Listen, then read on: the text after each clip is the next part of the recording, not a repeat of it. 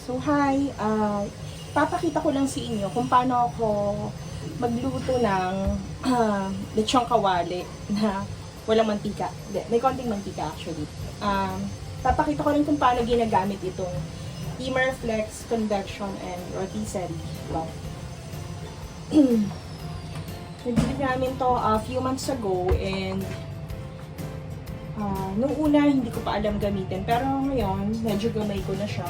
So, ang gustong-gusto namin gamitin dito is yung yun nga, yung roast pork at saka kawali. Hindi ko pa actually natatry yung buong manok i-roast mo, pero ito yung papakita ko is kung paano i-lechon kawali. Parang lechon kawali siya. Roast pork. Liempo ang gagamitin ko. Ito. So, ito yung settings niya. So, itong function niya, repeatan natin. Ayan. So, yung function na gagamitin natin is ito. Actually, naka-off siya. Convection, ibig sabihin, naka-convection siya. So, yung temperature niya, imamax natin sa 230 degrees Celsius or 446 Fahrenheit. And then, yung heat selector niya, may off, may top, bottom, and then kailangan nating i-select yung knob dun sa both top and bottom. And then sa timer niya, gagamitin natin actually 60 minutes. Ito. Pero kung pwede rin na-try ko na rin tong magluto na pinakuluan ko siya. Tapos mga 45 minutes lang pag pinakuluan mo siya kasi malambot-lambot na. Pero anyway, ito, try na natin. Magsasalang na ako. So, pag magsasalang kayo, mag-roast kayo or mag-lechon kawali kayo, maglalagay ka parate ng water dito sa ilalim. Which ginawa ko na yan. Dadagdagan ko pa. So, yan ito. Itong bottom tray, lagyan nyo ng water. And then, dito ko siya isasalang. Basta yung settings niya, dapat siya naka-convection, 230 degrees Celsius, nakasagad. Tapos, yung heat selector niya, dapat nasa pinaka-dulo to yung both, up and down. Kasi, dalawa yung niya pinagkukunan ng heat. Meron sa itaas, meron sa ibaba. So, isasalang ko na siya. Para hindi ako mahirapan. Kung lang muna siya ilalim. Actually, nilagyan ko siya ng ng mantika na konti sa ilalim.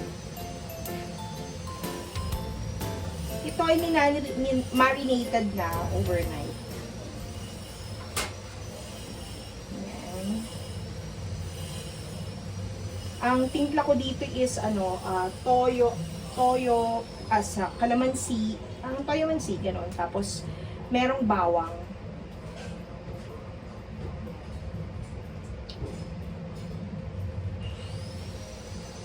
Ito paborito to ng anak ko, ng asawa ko.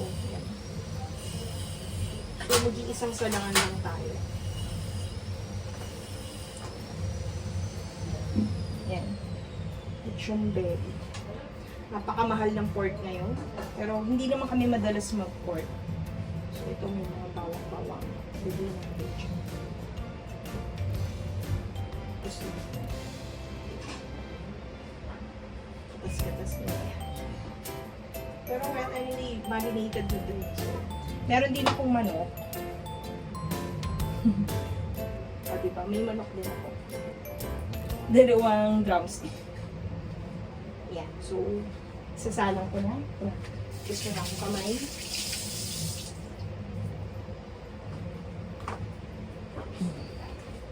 Okay. So, ito na. Pasok ko na siya. Pinisa. Yan. Para hindi na siya. Yan. And then, oops, may paano.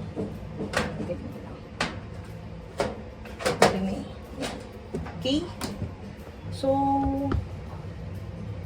kaset na siya. Again, sa convection, yung para free-flowing siya. Yan. Convection, temperature 230 degrees Celsius.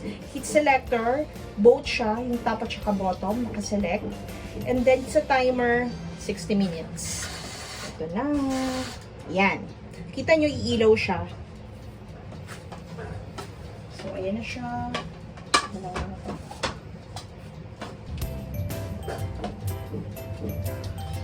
So, ayan na siya. Imarflex Convection-Rotisserie. Actually, nilagyan ko ng konting oil yung tray na yan. Konti lang.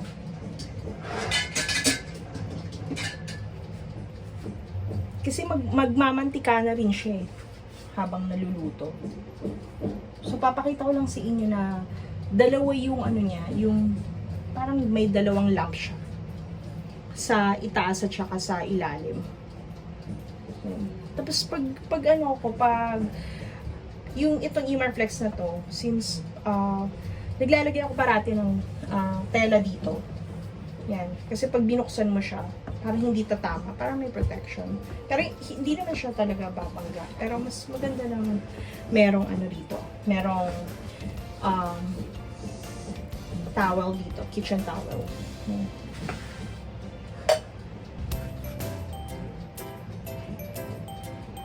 Hindi ko pa actually natatry yung roasting. Pero yan.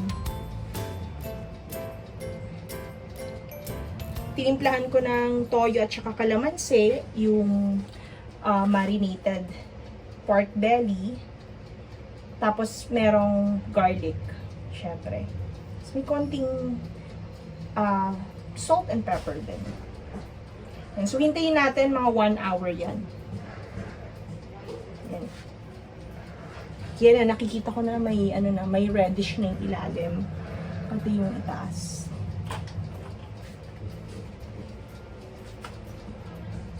So yun o, nakikita nyo yun sa ilalim. Indication na, yan. Yan yung source ng heat niya. And then dun sa itaas, meron din yan. Kasi nga yung selector is both. Yan. Okay. So, balikan natin kapag maluluto na mamaya. After 30 minutes. And then, pag naluto na. Okay. So, almost 30 minutes past na. Kita niyo yung ano. Ito yung kanyang timer. So, halos magda 30 minutes na. So, dahil almost 30 minutes na, babalik na rin natin yung belly. Yung pork belly. Buksan ko muna. Yan.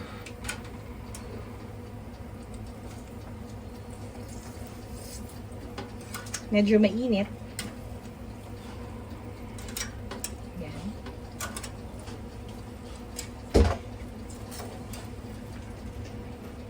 Actually, meron pang ano, meron itong pang kuha. Pang pull. Ito yon. Pero since hindi naman natin kailangan i-pull over lahat, magsosot ako ng noodles. Kaya, para hindi masyado. Kaya lang hindi ko masyadong ito na. Anyway.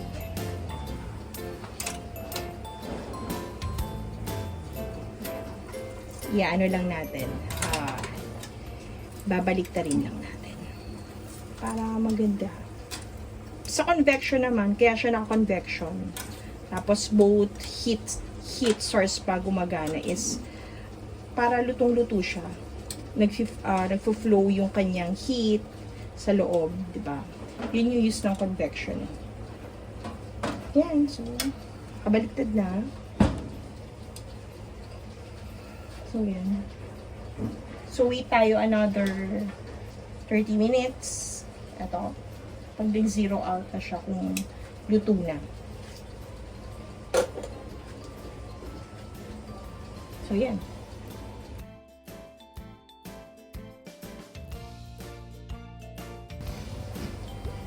So,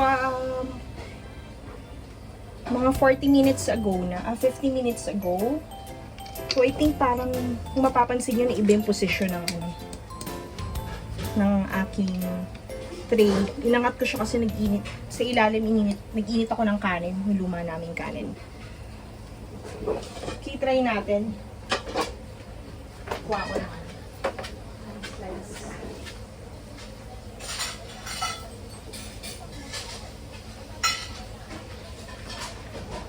So, slice tayo. Baka pwede na siya. Kaya kukuha ako ng pang cadaver. Ito. So. Kasi baka ma-over eh. I think pwede na siya eh. Malutong na to. Tingnan nyo. Ayan o. Diba? Ayan. So, or hindi pa.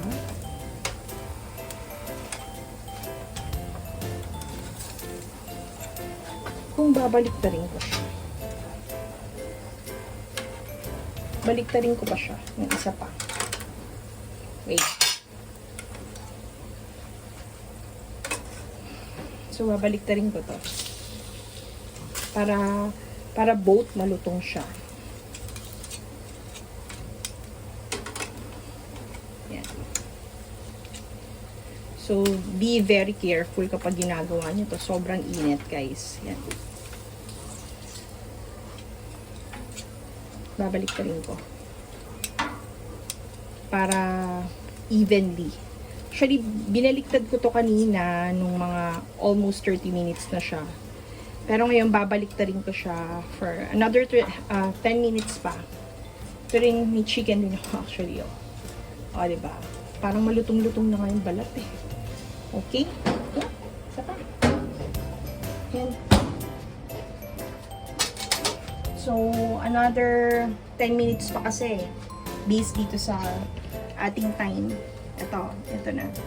May 10 minutes pa. So, para evenly yung crispiness niya sa ating pork belly.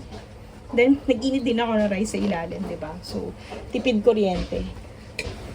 Sayang din kasi yung yung bahaw, kaning lamig, diba? Okay, sige.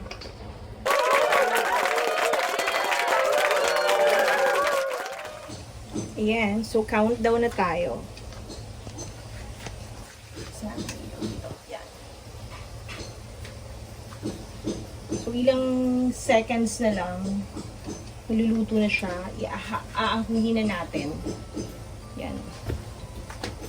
Excited na ako para so, 1 hour yung cooking time niya. Pero kung papakuluan niyo siya, it would take kahit siguro 45 minutes, 30 to 45 minutes. Siyempre, para mas malutong.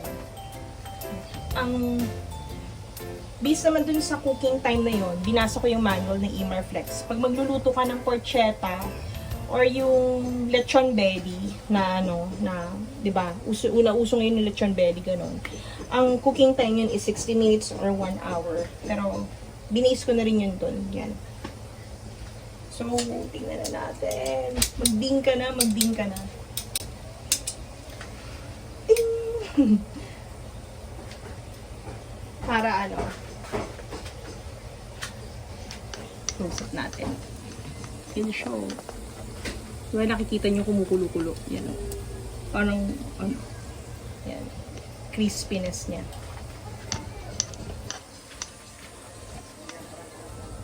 And so,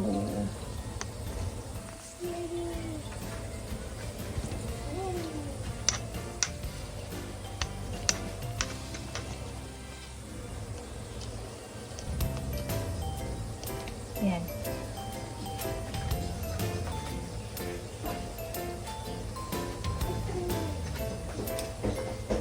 Mga ilang minutes tayo? 1 minute? Hindi pwede na ito. Wow.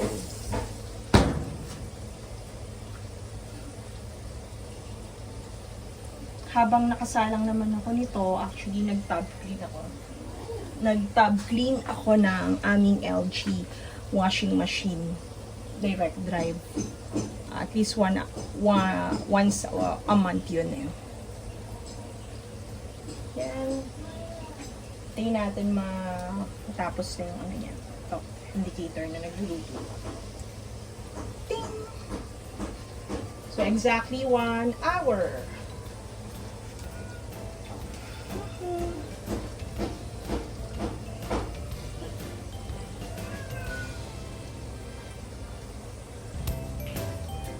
Yan. Actually, pwede ka ritong, gamit itong Imarflex Convection-Rotisserie.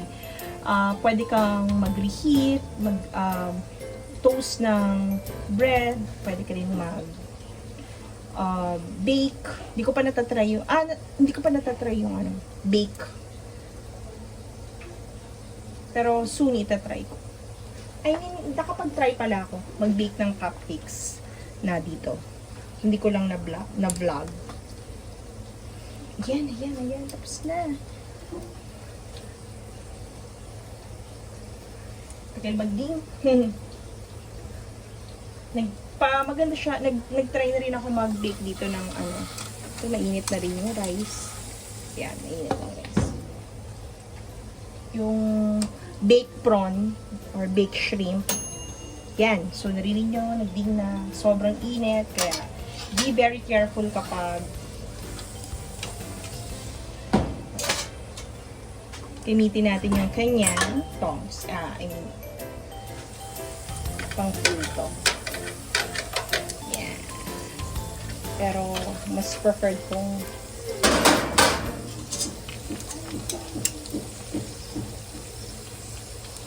so, ito na siya.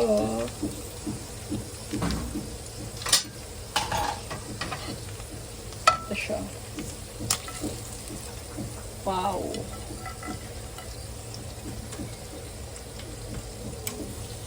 Wow, sarap nito. Pork belly. So, kaya muna natin yung iba dyan. Tatry natin, ha. So, yan. Ito siya, guys. Dito na lang sa side na to. Para mas makita.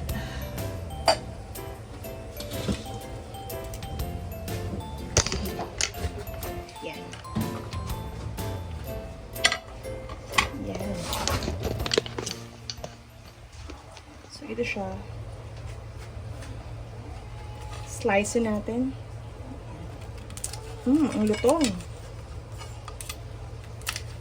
Ang lutong niya, guys. Yan.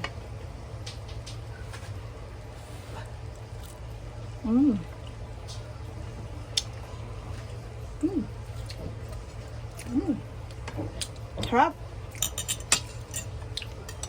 Linamnam. Yan ang aking pork belly. Para siyang lechon actually, guys. Pero, kasi ito yung mansi nga ginamit ko. Masarap siya. Mas malinamnam. Yung lechon, kapag lechon kasi is salt and pepper lang. Ito nyo. Yan.